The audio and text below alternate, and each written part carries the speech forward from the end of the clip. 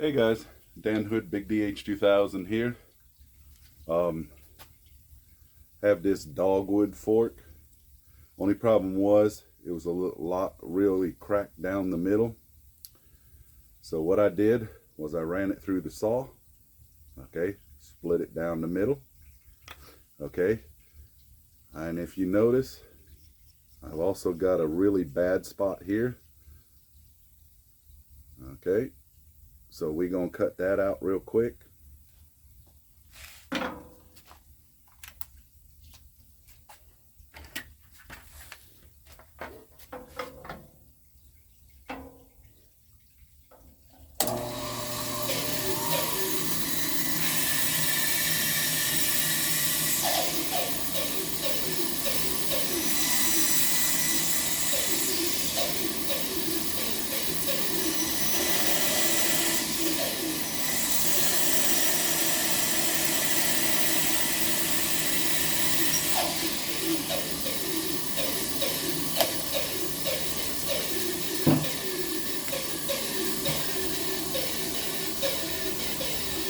Okay, cut that spot out. Got this. Now let's take it over here for a second. Now that we're over here, take a file, clean it up.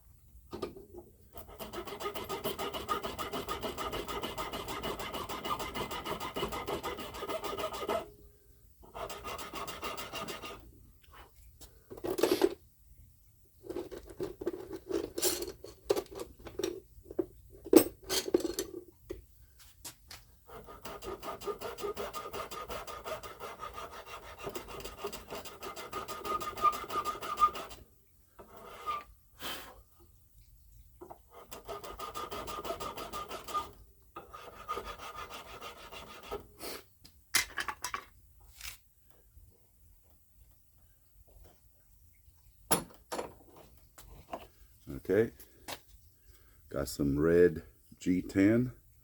We'll make sure that that gets glued in there. Okay, so that we got a nice fork width.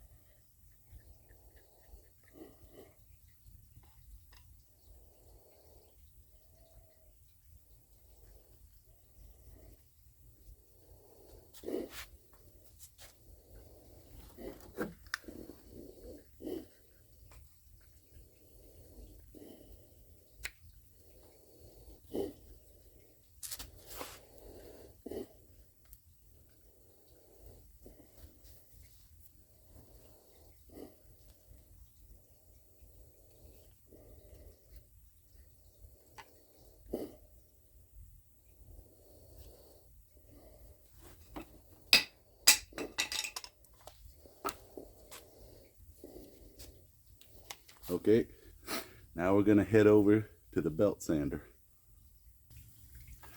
Okay guys, I'm over here by the belt sander. I'm gonna use this piece of teak later, but for right now, we gotta get this flat and level. Okay.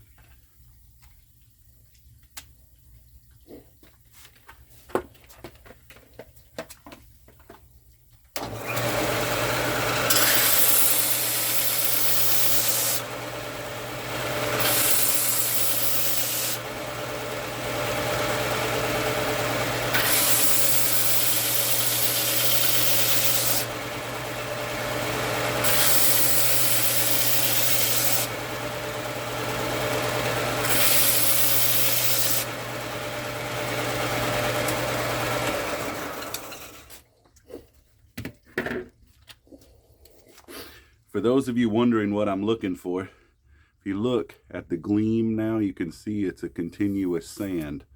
There's no spot that sits higher, because when I cut it with a saw, it leaves marks this way. So when I sand this way, I sand until I see the marks all go in the same direction.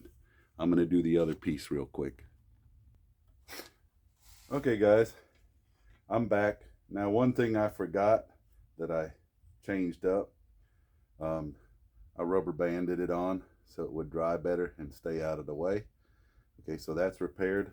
Both of these are flat, and I got a flat piece of teak here. Okay.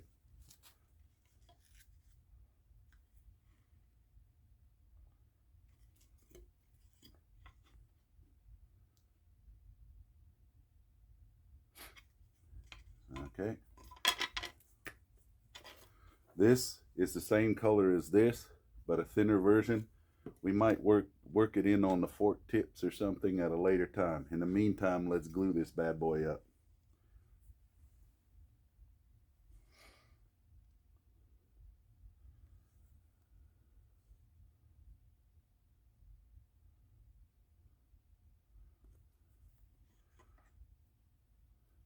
Be generous with the glue. Doesn't matter if it goes everywhere. You just don't want it not doing what it's supposed to.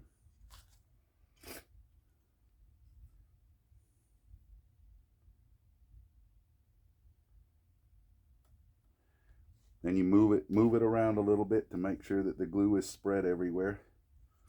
And don't worry if it runs a little wild down here, because there's a good chance you're not going to use the end anyway. But now comes the tricky part. Once you got it all sorted out, you kind of got to line up the top, make sure that it lines up this way as well, lines up this way vertically, as close as possible, because you remember you're going to shape it after the fact. Okay, so you don't need to get too crazy about it. Rubber bands. Okay, and don't worry, it'll move around while you're doing this. There's nothing wrong with that. Okay, get the rubber bands on. Okay, and then you can shift it into place. Okay, as you can tell, sometimes this kind of stuff could use a second set of hands. Okay, now the good news is that tight bond takes about 15 or 20 minutes before it can no longer move. Okay, now that we've got that there, let's get this up where it belongs. Shift them around. Okay, make sure they line up, not just this way, but also make sure they line up this way. Okay, we're pretty close there. Now let's see. Oh yeah, we're way off down here. Okay,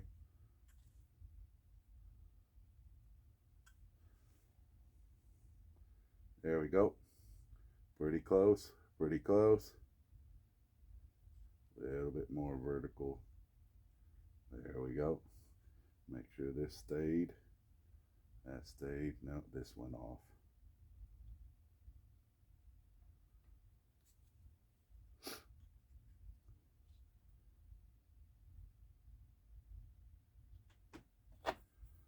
Just drizzle a little glue if you feel the need. It would help if I opened it. Okay, right in there, down in that crack. Wipe a little excess off. Okay, and then honestly, the best secret,